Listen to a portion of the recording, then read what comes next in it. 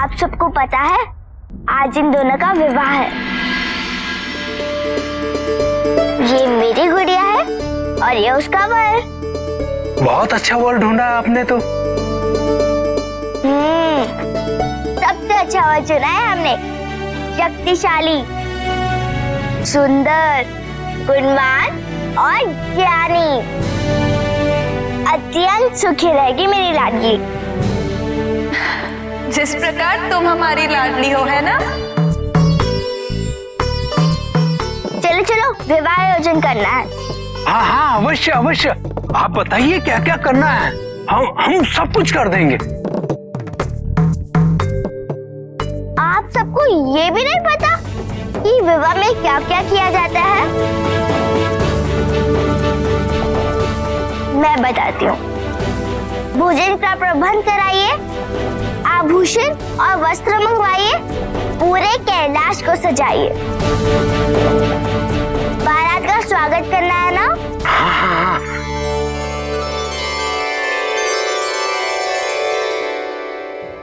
किंतु यहाँ बारात लेकर कौन आएंगे?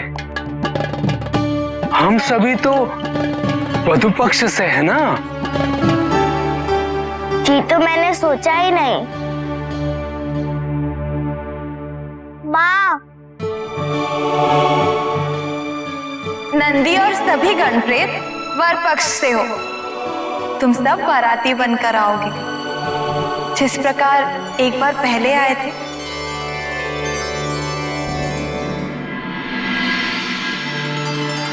उसी प्रकार से आज भी आओगे।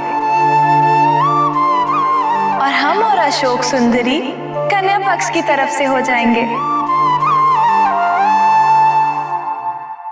किंतु ये गुड़िया तो आपके नाना नानी ने कुछ समय पूर्व दी है। यदि आप इसका विवाह कर देंगे तो ये अपने वर के साथ विदा होकर आपसे बहुत दूर चली जाएगी। तो क्या आपको दुख नहीं होगा? दुख तो होगा, लेकिन सारी कन्याओं को विवाह करके विदा तो होना ही पड़ता है ना?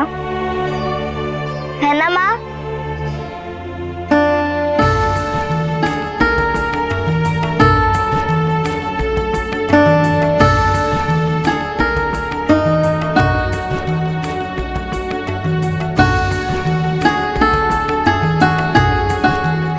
मैं आपको छोड़ के नहीं जाऊंगी माँ। मैं बात नहीं करूंगी। आपको बेटा जी और सबको छोड़ के मैं कहीं नहीं जाऊंगी।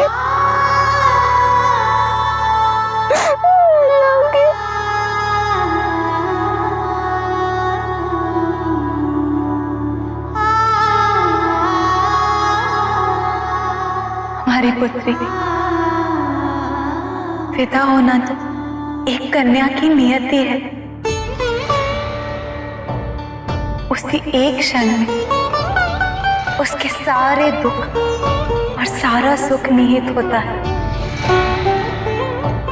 लेकिन माँ, आपको, पिताजी को और इन सबको छोड़ के मैं कैसे सुखी रहूंगी? जिस प्रकार तुम्हारी नानी विदा हुई थी और उन्होंने तुम्हारे नाना से प्रेम प्राप्त किया और अब वे सुखी हैं। जैसे हम विदा हुए और हमने तुम्हारे पिताजी से प्रेम प्राप्त किया और हम सुखी हैं, उसी प्रकार तुम भी विदा होगी और अपने पति से प्रेम प्राप्त करोगी और सुखी रहोगी। लेकिन माँ, यदि हमारे पति ने हमें प्रेम नहीं किया तो? अवश्य करेगा, और हमने तुम्हारे लिए ऐसा वर चुना है। आपने चुन भी लिया? हाँ, हमने तुम्हारे लिए एक अच्छा सा वर चुना है। वो वीर है, बलवान है और अत्यंत मनमोहक छवि है उसकी। कौन है वो माँ? बताओ ना, बताओ ना माँ। पुत्री, उसका नाम है नहुष। नहुष?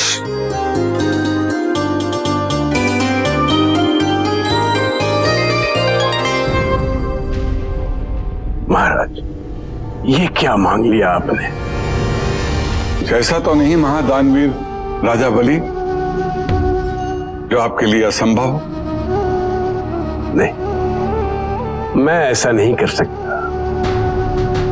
मेरे पितामह प्रहलाद भगवान विष्णु के परम भक्त, मेरे पिता विरोचन सदैव धर्म के पथ पर चले। मैंने भी आज तक कोई अधर्म नहीं किया। महाराज, आप भी अधर्म का विचार त्याग दीजिए। अधर्म मन की शांति छीन लेता है।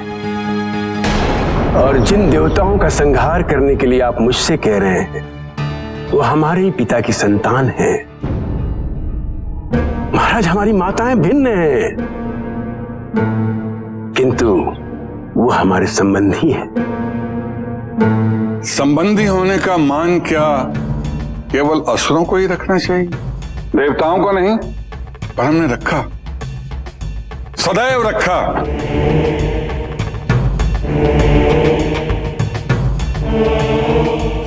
क्या प्राप्त हुआ?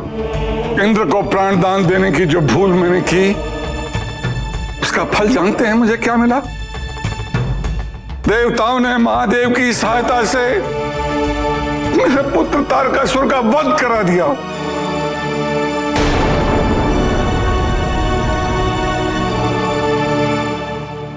मेरा यहां आने का उद्देश्य आपको किसी धर्म संकट में डालने का नहीं था। मैं तो इस भ्रम में चला आया कि महादानी राजा बलि मेरी व्यथा सुनेंगे और मुझे निराश नहीं लौटाएंगे। क्षमा कर दें।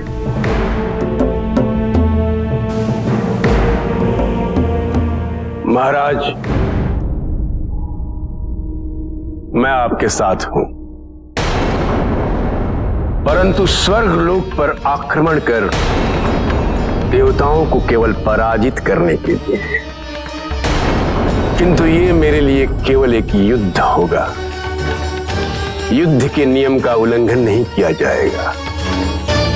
न मैं कोई अधर्म करूंगा, न किसी को करने दूंगा।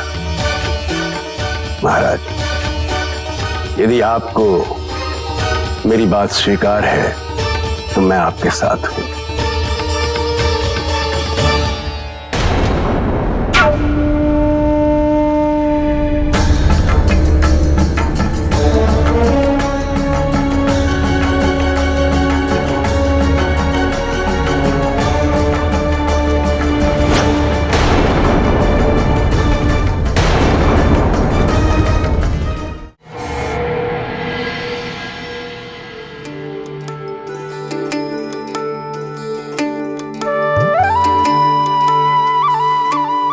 पिताजी आएंगे तो मैं छुप जाऊंगी, हमें ढूंढते रह जाएंगे।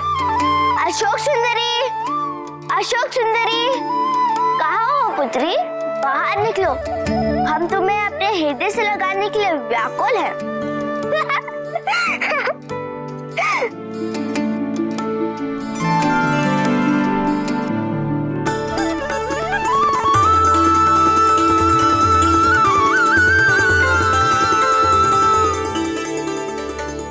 अशोक सुंदरी पुत्री,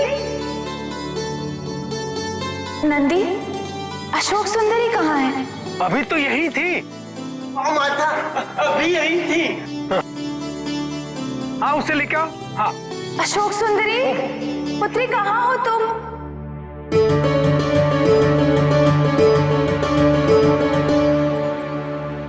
अशोक सुंदरी पुत्री, कहाँ हो तुम?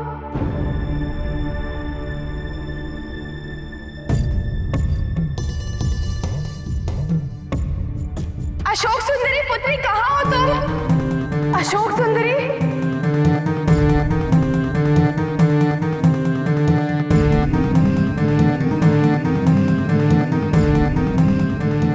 अब हमें चिंता हो रही है।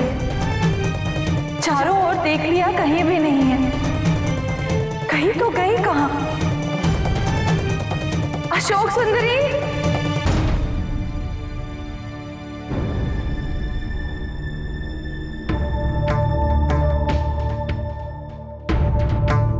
अरे हम तो कैलाश की सीमा से बाहर आ गए, हमें वापस जाना चाहिए।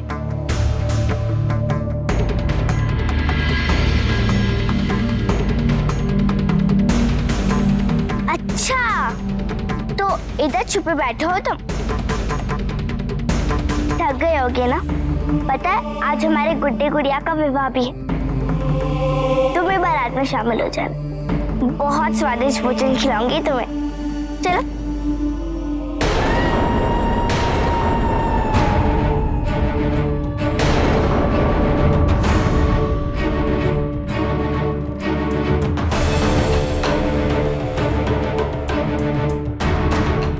माँ,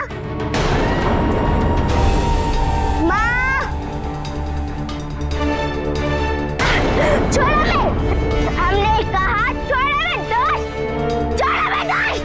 माँ, छोड़ो मैं। पुत्री, माँ, छोड़ दो हमारी पुत्री को, अन्यथा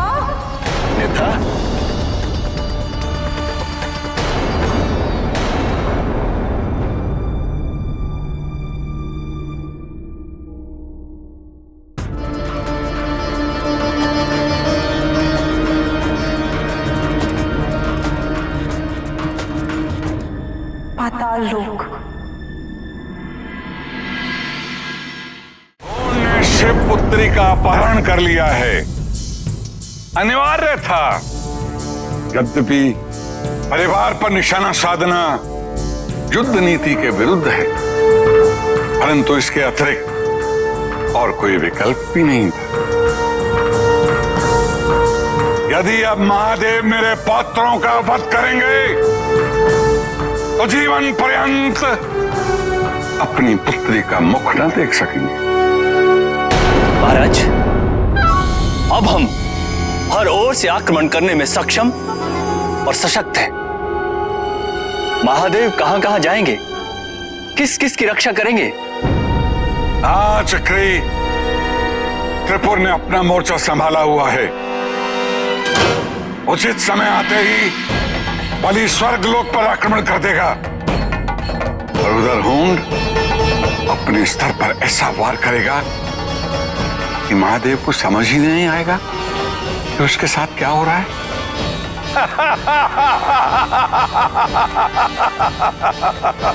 किंतु महाराज,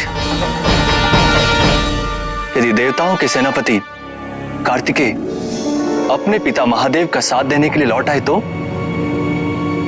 वो आना तो चाहेगा, पर वो ना आ पाए, इसका प्रबंध मैंने बहुत पहले से ही कर दिया।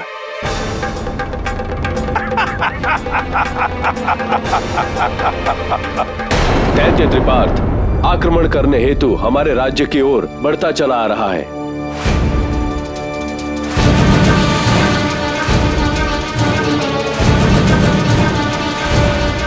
यह असुरों की सोची समझी चाल है ताकि मैं यहां से बाहर ना निकल सकूं। हाँ, इसीलिए आपके आने के पूर्व त्रिपाद ने इतना उत्पात मचा दिया ताकि महादेव आपको यहां भेज दे। और आपके यहां आते ही वो बिल्कुल शांत हो गया। अब उसकी योजना स्पष्ट हो रही है।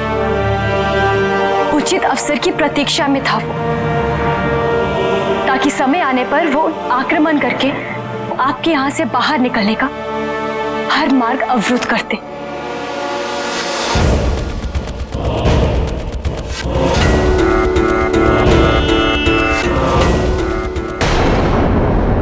और ना केवल महादेव इसमें स्वयं फंसा है, अपितु उन्होंने अपने पुत्र को दक्षिण भेजकर अपनी कठिनाइयों को और बढ़ा लिया है। ओ महादेव, अब करके दिखा त्रिपुर का विनाश, दिखा करके त्रिपुर का विनाश।